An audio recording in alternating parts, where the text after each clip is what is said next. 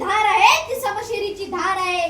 स्त्री म्हणजे आपला नाही, स्त्री म्हणजे आपला नाही, ती तर एक धगधगता अंगार आहे, धगधगता अंगार आहे. स्त्री म्हणजे मांगल्य, स्त्री म्हणजे कर्तृत्व, स्त्री म्हणजे मातृत्व, स्त्री म्हणजे कर्तृत्व, स्त्री म्हणजे मातृत्व.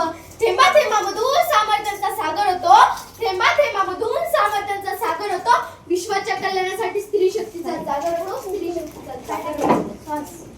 मी सर्वांना विनंती करते की आपण जागेवर उभा राहायचं.